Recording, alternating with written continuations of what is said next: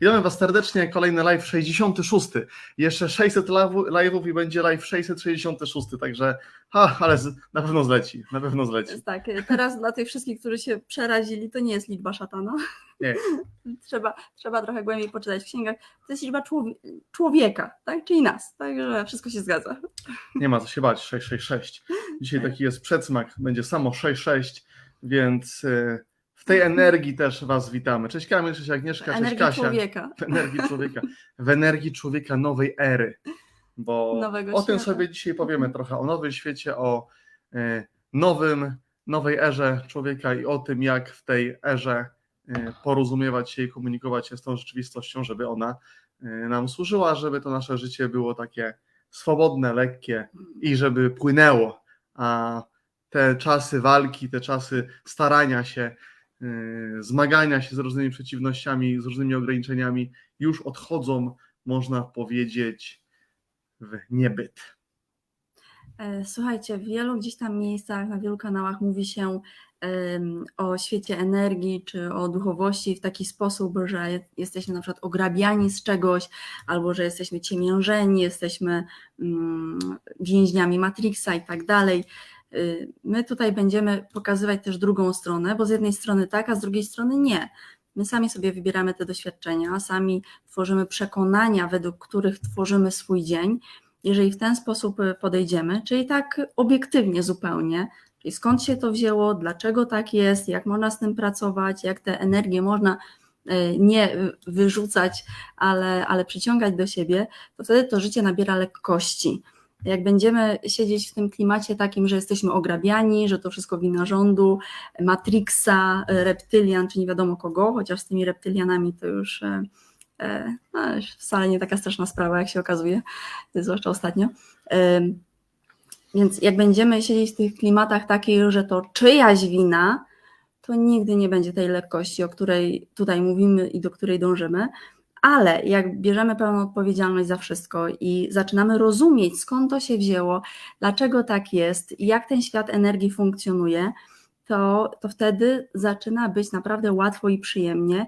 Jesteśmy w stanie poruszać się między wszystkimi zjawiskami z absolutną lekkością, tak jak Paweł powiedział. Kiedyś miał ogromną frajdę z tego, że oglądał różne mecze, ale tam inwestował dużo swojej energii, a dzisiaj jak poczuje, że coś jest dla niego, że coś bardziej go odżywia, doładowuje, to tam idzie. Jak czuje, że nie, to po prostu zostawia. To się zupełnie naturalnie dzieje i wy też możecie dojść do tego miejsca, gdzie świadomie wiecie, co będzie dla Was przyjemnością. Tak, to też nie jest tak, że teraz się w ogóle tego odciąłem, bo to nie chodzi o odcinanie, to jest taki naturalny proces, gdzie pewnie sami zauważyliście, dajcie znać, że tak miał, że kiedyś coś robił cały czas, a potem to już gdzieś tak przestało go aż tak interesować i przestał angażować swoją energię i uwagę w dane czynności, w dane miejsca, do których kiedyś chadzał, teraz już nie chodzi, oglądał pewne rzeczy, teraz już nie ogląda. Ja w dalszym ciągu gdzieś tam od czasu do czasu lubię sobie na przykład Roberta Lewandowskiego zobaczyć, ale to raczej są już skróty niż całe mecze. Może dzisiaj jak starczy nam czasu, jak nie będziemy mieli nic innego ciekawszego do roboty, to może też sobie taki meczek włączymy, aczkolwiek to już nie jest takie główne źródło, że czasami to kiedyś się czekało tygodniami, miesiącami, żeby wreszcie coś obejrzeć. No to się wszystko zmienia. Tu Marta pisze, mój mąż bardzo się ekscytuje meczami niestety. Stety, no nie osądzajmy czegoś jako dobre ani czy złe. Jak ktoś lubi się ekscytować, niech się ekscytuje. Nie mówię, że to jest złe. Nie ma niczego, co by było złym.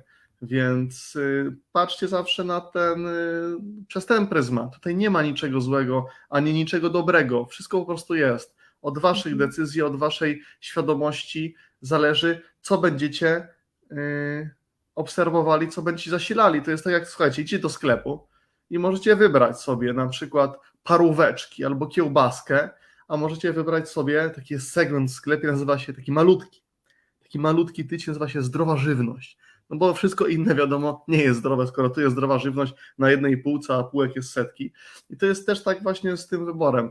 Możemy sobie sięgnąć, nie wiem, po marchewkę, po selera, po pomidorka, a możemy sobie sięgnąć po karkówkę lub po kiełbasy, czy cokolwiek innego.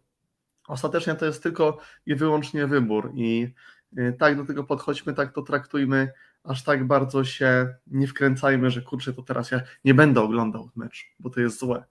Nie jest. Tak, więc nie bójcie się rzeczy. Chodzi o to, żeby świadomie rozumieć, co to jest i jak z tym można pracować. My też czasami zjemy sobie ciastko, mimo że wiadomo, że cukier nie jest zdrowy. Czasami sobie pójdziemy na straszny film do kina, mimo że wiadomo, że tam energia ucieka. A za każdym razem, kiedy dokonujemy takich wyborów, że chcemy spróbować czegoś takiego, co wiemy, że przeciętnemu Kowalskiemu zaszkodzi, to po prostu się na to przygotowujemy, tak, żeby ta energia nie uciekła, żeby to ciastko nas odżywiło, żeby nie było jakichś dużych emocji przy tym. Do tego można się przygotować, z tym się pracuje. To tak samo jak idziecie do pracy i musicie się nauczyć nowej rzeczy, żeby spełnić wymagania pracodawcy, żeby spełnić oczekiwania klientów i tak dalej. Musicie się tego nauczyć. I tak samo chodzi z rzeczywistością. Wszystko rozchodzi się o to, że wpadamy w pułapkę wtedy, kiedy nie rozumiemy, czym rzeczy są energetycznie, bo widzimy i nie rozumiemy, dlaczego tak się dzieje. Od razu reagujemy emocjami, a trzeba wejść trochę głębiej w świat energii. I kiedy masz świadomość, czym są energie, jak one podróżują, jak się nimi zarządza, to nie ma znaczenia, na jaki koncert chodzisz, czy na jaki film do kina chodzisz, co jesz i tak dalej. Wszystko może zacząć ci służyć. Oczywiście, im wyższa twoja świadomość, to jest ten paradoks, najprościej to na pieniądzach pokazać. Im wyższa świadomość, czyli im wyżej jesteśmy na poziomie, na skali świadomości, tutaj my się posługujemy tutaj skalą Hawkinsa, jest taka najbardziej praktyczna, najprzyjemniejsza. Im wyżej jesteś na tej skali, tym mniej chcesz pieniędzy, a więcej do ciebie przychodzi. Tak samo ze wszystkim innym. Mniej chcesz relacji, a więcej jakościowych relacji do ciebie przychodzi. Mniej myślisz o zdrowiu, a przychodzi do ciebie mnóstwo energii i zdrowia i tak dalej, i tak dalej. Ale to jest związane ze świadomością i zrozumieniem tego, czym to jest. Tu Ewa właśnie fajnie rzecz pisze, że ostatnio mówiliście o niskowibracyjnych wokalistach, muzyce i tak dalej. Poszłam na koncert z ciekawości, ale miałam z tyłu głowy, że może już mi się nie podobać, tak jak kiedyś wyszłam po 15 minutach. No i to właśnie jest to, że do pewnego momentu pewne rzeczy nas pasjonowały, funkcjonowały i to było na dany moment nam potrzebne, ale z czasem zostawiamy je. Czujemy się lżejsi, jeżeli zostawimy pewne rzeczy i możemy bez nich iść do przodu. Dajcie znać, napiszcie tak, kto tak miał, że pewne schematy w jego życiu mu się zmieniły, odnośnie na przykład odżywiania chociażby, odnośnie tej diety mentalnej, odnośnie osób, z którymi gdzieś tam się spotykał kiedyś, odnośnie miejsc, w których bywał, a teraz już nie bywa. Dajcie znać, jestem ciekawy, jak wiele osób też podobnych rzeczy doświadczyło, bo musicie wiedzieć, że dzisiaj będziemy mówili o dwóch światach. Świecie starym, który żegnamy, i świecie nowym, do którego jesteśmy zaproszeni i do którego przechodzimy. To, co wszystko się w ciągu ostatnich kilku lat dzieje, to niesamowite przyspieszenie. Ostatnie 2-3 lata widzicie, jak świat dokonuje prawdziwych skoków kwantowych. Te wszystkie trudne wydarzenia, które doświadczamy na zewnątrz, w niesamowitej dość, można powiedzieć, ilości, są właśnie po to, żebyśmy mogli lepiej to wszystko przetransformować i szybciej niejako do tego nowego świata przejść. I tak jak ten nowy, może być inaczej, ten stary świat charakteryzował się tym, że tam wszyscy byliśmy mniej lub bardziej zniewoleni. Byliśmy zniewoleni poprzez technologię, która miała nas tak naprawdę miała nam ułatwiać i upraszczać nasze życie, a okazało się, że idzie to całkiem w inną stronę. Byliśmy też zniewoleni poprzez nasze przekonania, poprzez nasze przyzwyczajenia, poprzez nasze zrozumienie, czym rzeczy są, a czym nie są. Bo na przykład ostatnio też spotkałem się z takim przekonaniem, ktoś napisał, że mam wrażenie, że to wszystko, co tutaj gdzieś tam jest robione, to jest dla pieniędzy. I dla mnie, z perspektywy też powiedzmy przedsiębiorcy, bo ja jestem też od kilkunastu lat, prowadzę swoje firmy, to takie od razu mi się nasuwa pytanie, dlaczego u kogoś bierze się osąd związany z pieniędzmi? Skąd to się bierze? Czy to jest faktycznie świadomość tego, że ktoś mnie chce oszukać albo ktoś chce mnie naciągnąć, czy może świadomość tego, że podświadomie, że ja na coś nie zasługuję, że coś mi się nie należy, bo gdybyście wy mieli świadomość tego, kim naprawdę jesteście, to nie ma czegoś takiego, że na coś możecie nie zasługiwać, że coś może być za drogie, że coś nie nadaje się, że to jest niewarte swojej ceny i tak dalej. Bo to nigdy nie ma rzeczy za drogich. Są rzeczy, które nas w tym momencie, na które nas nie stać po prostu. Ale to przekonanie, że na przykład, że pieniądze są złe, że pieniądze to kłopoty i tak dalej, z reguły bierze się z tego, że gdzieś w naszym świecie mieliśmy takie, a nie inne doświadczenia, które pokazywały, że na te pieniądze nie zasługujemy, albo że pieniądze to trzeba ciężko pracować i trzeba taką prawdziwą orkę na ugorze, na kolanach, mieć krew za paznokciami dosłownie, żeby się tych pieniędzy gdzieś tam w jakiś sposób dorobić. To też jest ciekawe słowo. Kiedy my taki komentarz zobaczyliśmy, to się rzadko u nas zdarza akurat, ale mamy ogromną ciekawość zawsze, żeby dowiedzieć się więcej o naturze ludzkiej. Znaczy naturę ludzką to może znamy, tak? Mniej więcej na tyle, ile potrzeba, żeby żyć lekko, ale mamy taką ogromną ciekawość, co jest w podświadomości, co kieruje taką osobą, żeby się otwierać w taki sposób, tak? Żeby się wypowiadać w taki sposób, pokazywać o sobie, co tam w niej rządzi. No i sprawdzamy sobie energetycznie, co jest w podświadomości, jaki jest poziom energii, jaki jest poziom świadomości.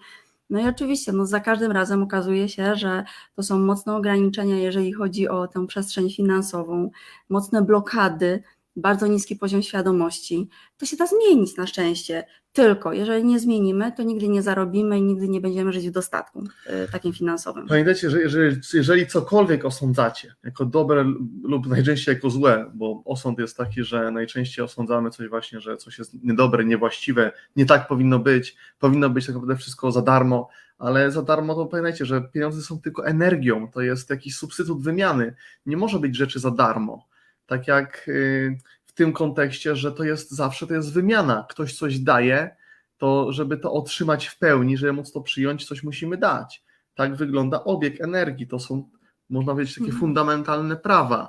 Jeżeli chcemy coś w pełni przyjąć, to też musimy dać. I tak wygląda. I z reguły im więcej dajemy, tym więcej do nas przychodzi. Dlatego to, co Magda powiedziała, im wyższa nasza świadomość, im mniej tak naprawdę tych pieniędzy potrzebujemy, tym bardziej się dzielimy nimi. I bardziej się dzielimy z lekkością. Nie na zasadzie, że dobra, teraz mam pieniądze, to je sobie schowam na czarną godzinę. Bo wtedy blokujemy ten przepływ. A woda, pamiętajcie, kiedy woda stoi, mamy sadzawkę, w której woda nie cyrkuluje, nie przemieszcza się, to co się z tą wodą dzieje po pewnym czasie? Woda, która nie ma świeżego dopływu i nie ma odpływu, tylko stoi w jednym miejscu. Dajcie znać, co się z taką wodą dzieje. Bo energia jest jak właśnie woda, potrzebuje przepływu. Im więcej my tej energii dajemy, czy to jest energia pieniędzy, czy to jest energia jakakolwiek, czy wsparcia, czy po prostu wysyłamy do kogoś jakieś pozytywne z naszego punktu widzenia uczucia, to więcej tego do nas będzie wracać zawsze. I tym się właśnie charakteryzował właśnie ten stary świat, ten świat dualny, gdzie żyliśmy w tych swoich ograniczeniach, gdzie doświadczaliśmy różnych trudności, doświadczaliśmy różnych rzeczy, które było nam gdzieś tam trudno przetransformować. Ja tu jeszcze może dodam, słuchajcie, bo Paweł tak pięknie mówił o tym, że w tym starym świecie i on dalej istnieje u wielu ludzi, bo to nie jest tak, że to było i już teraz nie jest i my teraz tutaj sobie żyjemy po prostu na pięknej łące kwitnącej. Nie. Ten stary świat, dzieje się teraz taka transformacja, takie przejście, każdy z nas stoi na rozdrożu. Ten świat dalej jest, u większości ludzi jest mocno głęboko, większość ludzi mocno głęboko w nim siedzi. Więc ten stary świat, poza tym, że się charakteryzuje tym, że mamy ograniczające przekonania, czy dotyczące pieniędzy, relacji, zdrowia i tak dalej, ale popatrzcie na świat fizyczny, bo nam jest łatwiej, jak coś widzimy, słyszymy i możemy dotknąć, bo tak zostaliśmy wychowani, przynajmniej większość z nas. Tak? Co to jest przez te ostatnie, od 2020 roku? Pandemia, czyli nagle okazuje się, że nie można wyjść z domu, nie można wyjść do parku, nie można wyjść na plac zabaw. Ja pamiętam, jak wszystkie te place zabaw były taśmą zaklejone, nie można było z dziećmi nigdzie pójść, tak? No to skandal, no sami to pamiętacie. Tak? Nie można było nic praktycznie zrobić, to co wcześniej było zupełnie naturalne. Inflacja galopująca, tak? Wszystko niesamowicie drożeje, kredyty, wszystko, co jest związane z tym, co was ogranicza. To jest ten stary świat. I teraz stoimy na rozdrożu. I albo zostajemy w starym świecie, albo idziemy do nowego. I teraz tak, ja wiem, że tu każdy powie teraz, ja jestem już w nowym. Na pewno, bo to trzeba mocno zrewidować. Bo to nie jest tak, że jak ja wiem, i ja rozumiem i przeczytałam 10 książek i słucham podcastów i oglądam filmy na YouTubie, to jestem w nowym świecie. To tak nie działa. Nowy świat nie jest związany w ogóle z wiedzą. Tam, gdzie jest lekkość, dobrobyt, przyjemność, tam, gdzie możemy manifestować rzeczy szybciej, tam, gdzie możemy manifestować te rzeczy, które w starym świecie nie dało się ich wymanifestować, nie dało się osiągnąć przełomu. W tym tak zwanym nowym świecie to już będzie możliwe, to jest możliwe, ale to nie jest związane z wiedzą, ani nie jest związane z tym, co my tutaj mówimy. Fajnie, że tutaj się widzimy i się tak doładowujemy energią, jest przyjemnie, sympatycznie, ale to nie jest to w ogóle. My tutaj możemy się inspirować i możemy Wam pokazać kierunek, w którym można pójść. Jeżeli zdecydujecie, to możecie pójść. Ale to nie jest wiedza. I to trzeba przyjąć. Tak, i w tym nowym świecie tak naprawdę wszystko jest dostępne bez wysiłku i bez oporu. I to, co Magda powiedziała, to nie o ilość wiedzy chodzi, bo wiedza to też charakteryzowała się tym starym światem, ale tu jest kwestia, nowy świat to są przede wszystkim nowe formy komunikacji. Nie możemy się komunikować na starych zasadach, ponieważ ta komunikacja, komunikując się tak jak do tej pory się komunikowaliście, to zawsze się dojdzie do ściany i dalej nie można pójść. I ten stary świat ma, powiedzmy, swoje ograniczenia, których się nie przeskoczy, jeżeli będziemy w dalszym ciągu starali się komunikować z tym światem tak jak do tej pory, bo dojdziemy do ściany i tak naprawdę może nastąpić tylko taka coś na wzór degradacji. A jeżeli zaczniemy się komunikować w nowy sposób, jeżeli zaczniemy się komunikować przede wszystkim językiem uczuć, bo to uczucia są tymi, które nas wznoszą, nie umysł i logika, tylko kierowanie się właśnie uczuciami, bo to o nie tutaj chodzi, to doświadczymy w tych naszych życiach tego właśnie prawdziwego skoku kwantowego i będziemy, ten nowy świat, który tak naprawdę jest gdzieś teraz jesteśmy na przełomie tego wszystkiego, będzie dla nas światem, gdzie wszystko dzieje się z lekkością, z łatwością, gdzie to nasze życie płynie. I Ja jeszcze może tutaj dodam, co to znaczy komunikować się uczuciami, nie? Bo to jest takie piękne, wzniosłe i o to chodzi. Tylko jak to przełożyć teraz na świat rzeczywisty, taki, w którym my żyjemy. Komunikowanie się uczuciami to bycie w wysokich wibracjach, to jest rzecz numer 1. Uczucia to są te przyjemne doświadczenia. Miłość, radość, szczęście, spokój, zaufanie. To są uczucia, czyli komunikowanie się w tych falach. Druga rzecz to jest umiejętność przyjęcia do siebie tego samego. Bo to nie znaczy, że jak ja medytuję, biegam sobie, krzyczę, tam biegam po polu radośnie, ja jaka jestem szczęśliwa, to potrafię przyjąć to samo od innych ludzi. Bo zobaczcie, dużo łatwiej jest pojechać sobie na odosobnienie, pojechać sobie do lasu, pojechać sobie na wakacje i wtedy jesteśmy tam tacy uduchowieni, a potem wracamy do domu i jesteśmy po prostu rozsypani. Komunikowanie się uczuciami to jest właśnie otwarcie tych kanałów, gdzie dajemy taką wibrację i przyjmujemy taką samą wibrację. Przygotowując się do tego spotkania, podałam kilka takich przykładów. Powiedziałam tak Pawłowi, słuchaj, może opowiem o takich przykładach, a Paweł mówi, wystraszysz ich. Mówi, to nie jest do publicznych rozmów, takie rzeczy są. Za zamkniętymi drzwiami, gdzieś tam na warsztatach, w kuluarach, rozmawiamy naprawdę o tym, to absolutnie jak jest. O takich rzeczach raczej się w internecie nie mówi, bo albo banują, albo ludzie się boją. Ale chciałabym się podzielić chociaż jednym przykładem, takim, żebyście zrozumieli, o co chodzi, dobra? Żebyście mieli takie bardziej świadome spojrzenie. Dajcie znać, czy chcecie to usłyszeć, chcecie. Bo jak nie chcecie, to może nie. Bo dlaczego to powiedziałem Magdzie, żeby może nie mówiła? Bo naszą intencją nie jest tutaj nikogo może, nie jest naszym celem, naszą intencją kogokolwiek straszyć. Ale nie o też, to tutaj chodzi. Ale też nie chcę nikogo głaskać, tak jak to wszędzie się robi, że tutaj świetnie, masz moc, możesz wszystko, bo to nic nie zmienia. Gadanie do siebie mogę wszystko, nic nie zmienia, po prostu. Do tego trzeba po prostu wziąć narzędzia, usiąść i przepracować i wtedy rzeczy się zmieniają, a nie od gadania samego i od inspirujących gadek na internecie. Tak? Bo możecie włączyć YouTube'a albo TEDxa i będzie mnóstwo inspirujących historii. To waszego życia nie zmieni. Chyba że codziennie będziecie słuchać i będziecie wchodzić codziennie w tę wibrację tego człowieka i będziecie jak ta tak zwana trochę huba, że pożywiamy się czyjąś energią i czujemy się lepiej, ale jak wyłączą internet, jak wyłączą Facebooka, jak nagle się okaże, że nie możemy się z kimś spotkać, to nie mamy tej energii. Tak? Dobra, podzielę się z Wami takim bardzo, bardzo prostym przykładem, takim lajtowym.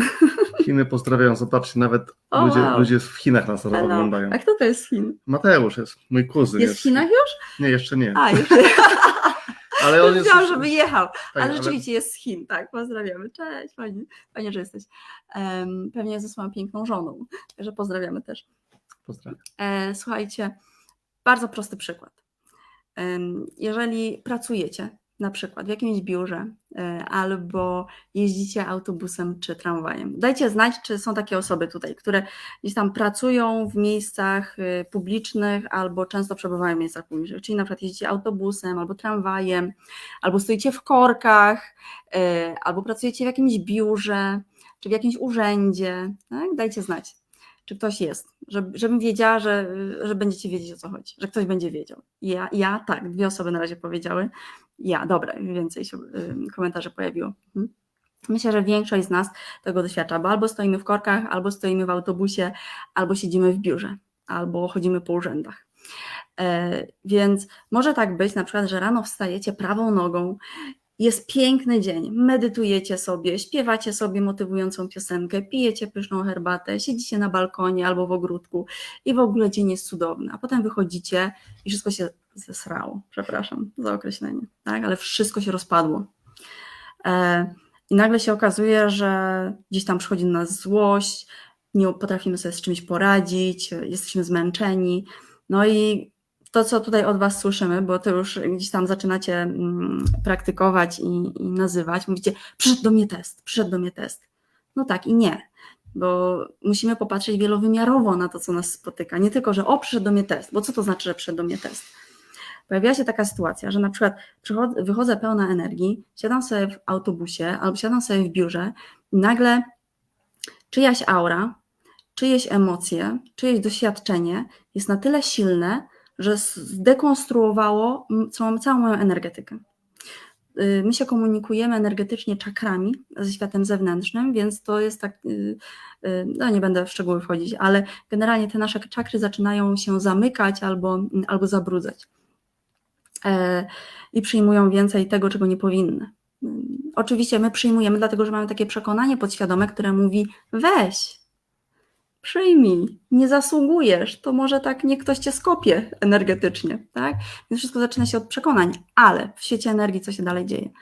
I nagle na przykład mamy taki popsuty humor, przychodzimy do domu i niby nic, dobra, zachowujemy taką poker face, siedzimy sobie spokojnie, niby nie jesteśmy źli, ktoś przychodzi i mówi, a ty co taka wkurzona? Coś się wydarzyło w pracy? No i już nam do pieca dowala, nie? I oczywiście to może być taka rozmowa, czy jakakolwiek inna, ale będzie nas wytrącać z równowagi, tak? I pomimo tego, że rano pielęgnujemy tę swoją energię i gdzieś tam sobie ją podnosimy, jesteśmy szczęśliwi, to bardzo łatwo, kiedy nasza aura jest dziurawa, bardzo łatwo przyjmować energię od innych osób. I teraz tak, Twoja uwaga i Twoja energia pójdzie do najgłośniejszej osoby w sali, do najgłośniejszej osoby w autobusie, do najgłośniejszej osoby w pokoju. Nie najgłośniejszej głosem, ale najgłośniejszej energetycznie. Czyli tam, gdzie będzie najsilniejszy najsilniejsze, najtrudniejsze emocje. Tak, najtrudniejsze emocje tam, gdzie będą. I tego się właściwie nie da kontrolować, jeżeli nie widzisz tych energii, jeżeli nie rozumiesz, czym to jest. I myślę, że dajcie znać, czy macie tak, że na przykład stajecie prawą nogą, jest fajnie, a potem coś się popsuło. Po prostu. I nie wiadomo skąd. Nie wiadomo skąd, tak? Siadacie do autobusu, albo idziecie do biura, albo wchodzicie do jakiegoś miejsca publicznego, gdziekolwiek, gdzie jest więcej osób niż jedna i nagle to w ten domek z kart jakby się cały rozpada, ta cała skrzętnie budowana energia, to całe nastawienie wasze takie pozytywne. No właśnie, więc tutaj na wszystko trzeba popatrzeć wielowymiarowo, bo z jednej strony to są przekonania, które sprawiają, że ty przyjmujesz tę energię. Tak, często. Z drugiej strony to jest świadomość tego, jak wygląda energetyka twojego ciała i rzeczywistości i umiejętność pracowania z tym. Więc to są takie 2 wymiary, tak, które tutaj nazwiemy. Bo mówiąc o energetyce, to jest dosyć złożony temat. Więc nie wystarczy tylko wiedzieć, że ja muszę mieć wysoką swoją wibrację, to jest jedna rzecz, ale druga, ja muszę wiedzieć, jak inne wibracje na mnie wpływają, co może do mnie przyjść, co może nie przyjść. Tak jak na ostatnim tym szkoleniu takim webinarowym mówiliśmy o tym, czy klątwy istnieją. No niby nie istnieją, tak? Z najwyższego poziomu zrozumienia nie istnieją, ale z najniższego poziomu zrozumienia, tam gdzie jest ktoś, kto doświadcza, istnieją, bo jak mamy dziurawą aurę, jak mamy niską wibrację, to wszystko do nas przyjdzie i wszystko może poprosić o więcej naszej energii, a my z radością oddajemy, tak? I tak to wygląda. Zupełnie naturalne, większość ludzi tak ma. Słuchajcie, to jest trochę tak, jakby porównać nasze ciało energetyczne do durszlaka, gdzie my cały czas mamy połączenie ze swoim wyższym ja, cały czas mamy połączenie z tym, kim naprawdę jesteśmy i to zasilanie jest, ale to jakbyśmy cały czas nalewali wody do durszlaka, to ona nie ma możliwości napełnienia się nigdy, ponieważ jest tyle dziur i w tyle miejsc ta nasza energia ucieka, bo my sami to oddajemy. Tak, te dziury bo sobie jesteśmy sami takimi robimy. dobrymi istotami, że chcemy się dzielić po prostu, to mamy w podświadomości.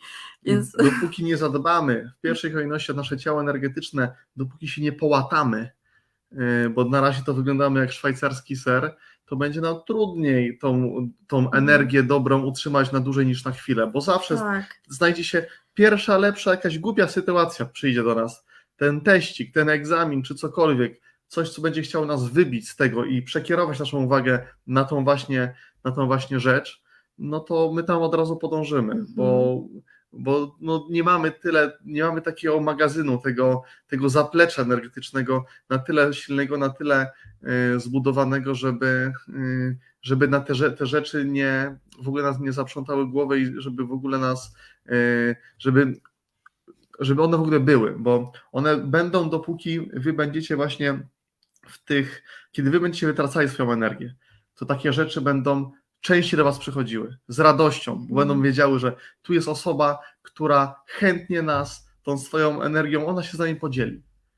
Ale kiedy wasza energia jest wysoka, to wy decydujecie, z kim się dzielicie, kiedy się dzielicie i takie rzeczy po prostu przestają do was przychodzić, bo drzwi są zamknięte. Jeśli nie wiadomo o co chodzi, to chodzi o energię, tylko i wyłącznie, nie o pieniądze. Pieniądze to energia i tam, gdzie jest dużo energii skumulowane, tam przychodzą pieniądze do tego. Więc jak wy macie dużo swojej energii, to pieniądze też same naturalnie zaczną przychodzić, bo tak wygląda wszechświat, tak został skonstruowany, że tam, gdzie jest dużo energii, tam więcej przychodzi. Powiedziałam, że energia płynie do najgłośniejszej istoty w pokoju.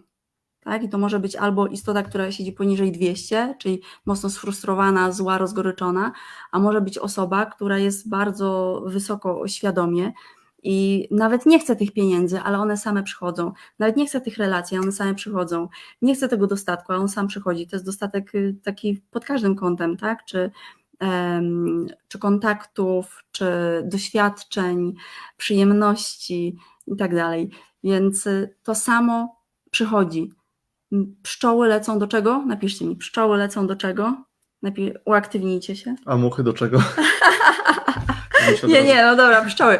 U nas zawsze jest... O muchach nie mówimy. U nas jest zawsze dużo pszczół w domu, po prostu przylatują. Nie wiem czemu, ale napiszcie mi, do czego lecą pszczoły? Do miodu, właśnie. Więc popatrzcie na swoją energię jak na miód. Ile miodu macie dzisiaj, tak? Nie tego w uszach, tylko tego do jedzenia. Ile macie miodu? Taki nieśmieszny żart.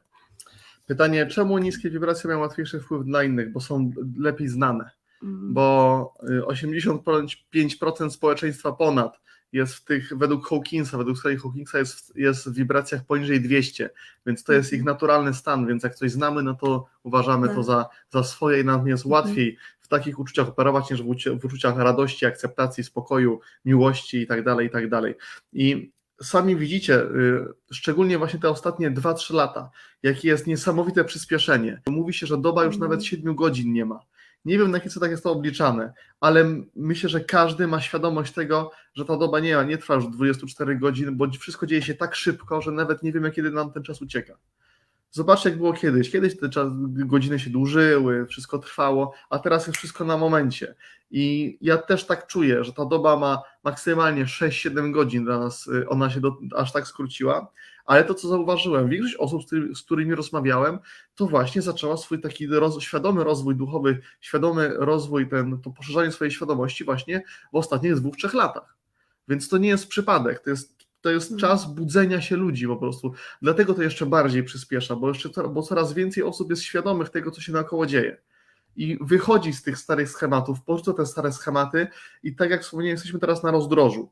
Można zostać, a można pójść w kierunku tej lekkości, w kierunku tego braku wysiłku, w kierunku tego, co tak naprawdę jest dla nas dostępne na wyciągnięcie ręki, jeżeli tylko przestaniemy walczyć. Bo z drugiej strony ten stary świat, to cierpienie, to choroby, to wszystko, co do tej pory doświadczyliśmy, to było potrzebne i było ważne właśnie po to, żebyście zauważyli to, że coś więcej jest możliwe, że nie można być cały czas niezadowolonym, smutnym, w depresji, nie można cały czas walczyć, że to jest coś nie tak i właśnie przez te trudne, a można powiedzieć dzięki tym trudnym momentom zaczęliście poszukiwać, zaczęliście widzieć, że więcej jest możliwe i te właśnie ograniczenia, które na siebie sami nałożyliście, były wam potrzebne, żeby się, można tak powiedzieć, tak górnolotnie, chociaż to jest takie może nie górnolotnie, ale takie powszechne, że jesteśmy obudzeni. Tak naprawdę nikt nie jest z nas obudzony jeszcze, bo gdybyśmy się naprawdę obudzili, to byśmy nas już tutaj nie było.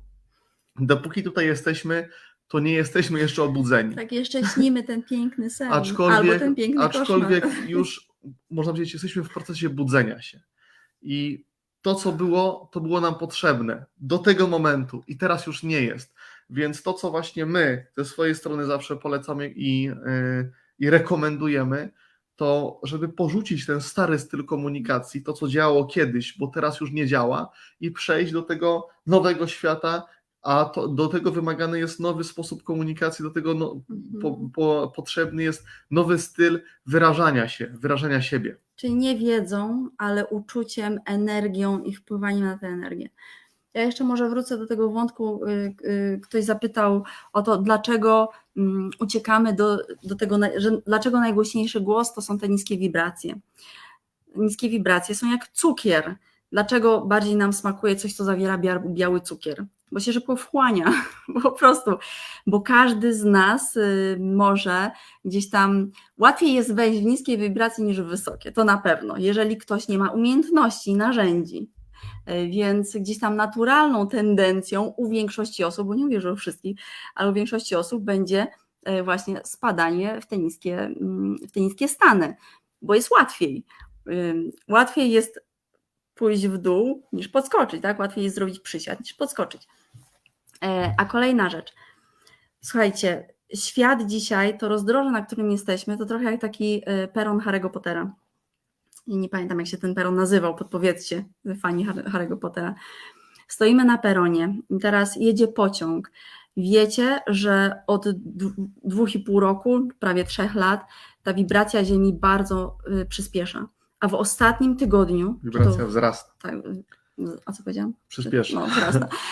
A w ostatnim tygodniu niesamowicie poszła do góry, niesamowicie przyspieszyła i będzie przyspieszać coraz bardziej. I teraz stoimy na peronie i pociąg, Ziemia, który teraz przejeżdża przez ten peron, to już nie jest Interregio, tylko to jest TGV.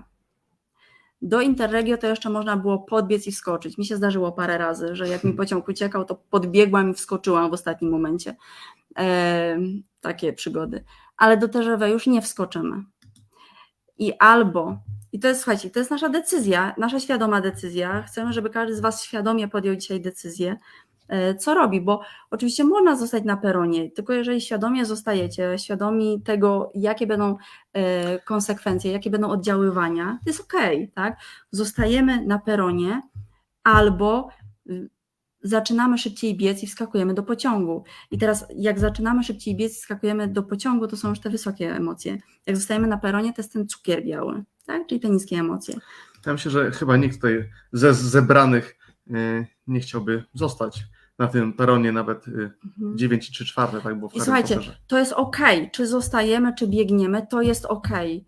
Tylko żeby być świadomym tego, że to nie będzie za rok, że nie ja za rok sobie podbiegnę, za 2 lata sobie podbiegnę, bo to już może być za późno. I teraz taka inna rzecz, którą może będziemy rozwijać bardziej na innym spotkaniu. co to znaczy zostać na peronie, bo to nie znaczy, że zostaje tak, jak jest teraz, bo życie albo się rozwija, albo zwija. I jeżeli mogę użyć tego słowa. Użyj. Mogę? Jak możesz. Kto ci zabroni? Słuchajcie, ale z takim pełnym zrozumieniem, bo zostały ostatnie 2 minuty, z takim pełnym rozumieniem, bez strachu, dobra? Tylko otwórzcie się, proszę, otwórzcie swoje serca. To, co się... nie, o innym przykładzie mówiłam. O takim, napiszę tutaj, Pawłowicz zatwierdza.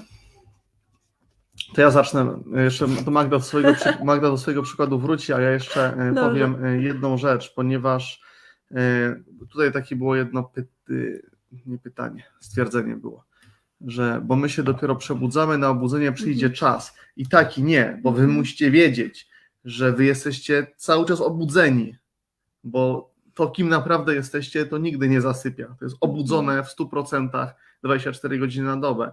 To, kim wybraliście tutaj być. To jest taki plan, można powiedzieć, teraz odtwarzamy plan powrotu do siebie, do tego, kim naprawdę jesteśmy, bo my nigdy nie przestaliśmy być obudzeni. My jako wyższa istota, bo zależy, z czym się utożsamiamy. Świat dualny, ten stary, nazwijmy ten świat, to jest świat oddzielenia. Jesteśmy my i są inni, a nowy świat to jesteśmy my jako wszyscy, że jest jedność, istnieje tylko tak naprawdę ta jedna istota, którą my tak naprawdę też w najwyższym znaczeniu, w najwyższym rozumieniu jesteśmy, w najwyższym pojęciu można, bo rozumienie to też jest z rozumu, więc może nazwijmy to najwyższym pojęciem. I to, co teraz my tutaj robimy, to jest taki plan powrotu do siebie, plan powrotu do tego źródła, do tego, kim tak naprawdę jesteśmy. Tak, nie jesteśmy ani lepsi, ani gorsi od takiego zwykłego Kowalskiego, który nie ma tej wiedzy, co wy dzisiaj macie. Ale znowu, to jest dalej wiedza. Jesteśmy kroczek dalej może, ale dalej to jest...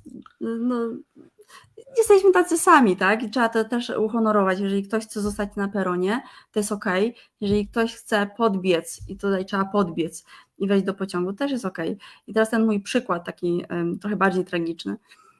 Być może kojarzycie, bo jak się interesujecie różnymi teoriami, obserwujecie historię, obserwujecie różne zmiany globalne na świecie, mówi się odkąd zaistniała pandemia o depopulacji, prawda?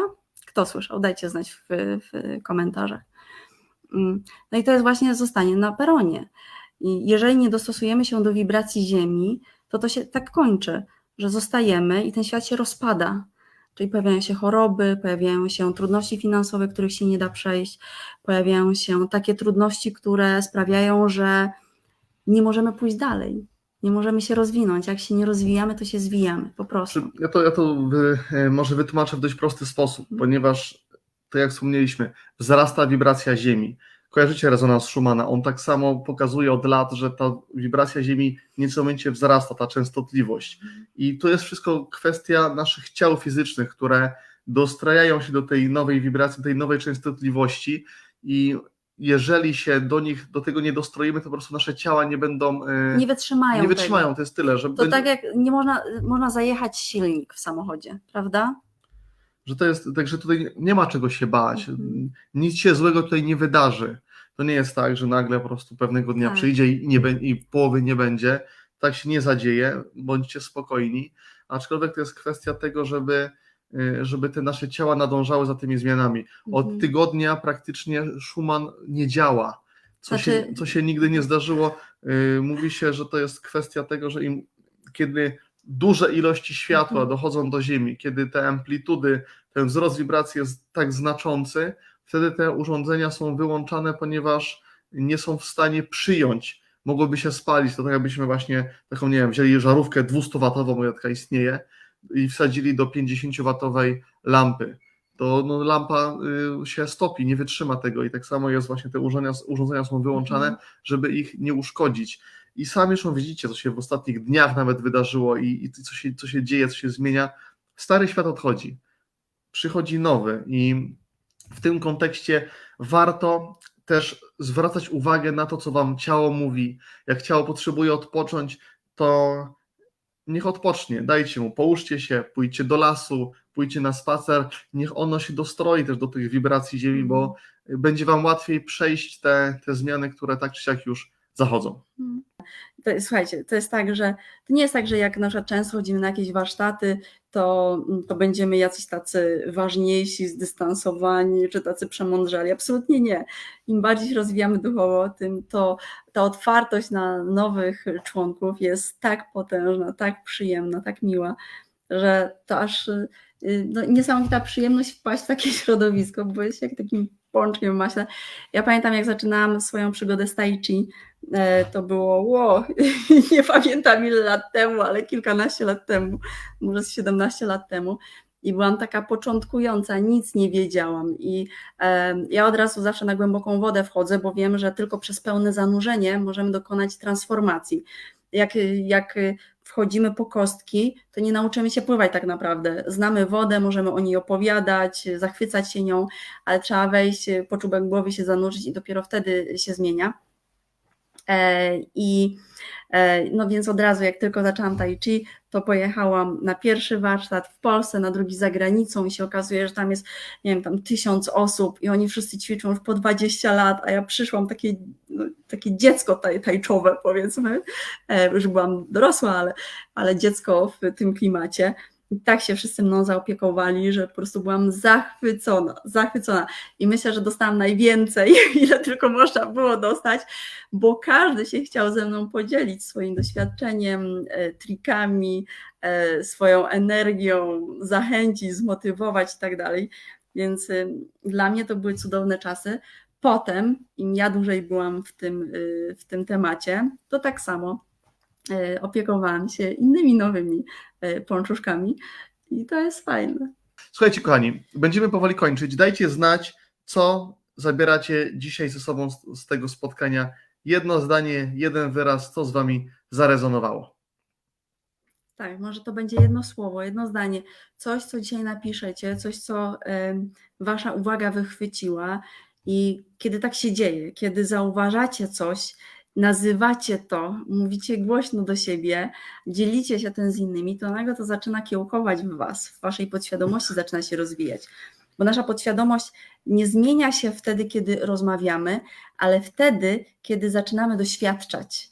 Więc takie pierwsze doświadczenie wasze to już jest napisanie, podzielenie się z innymi.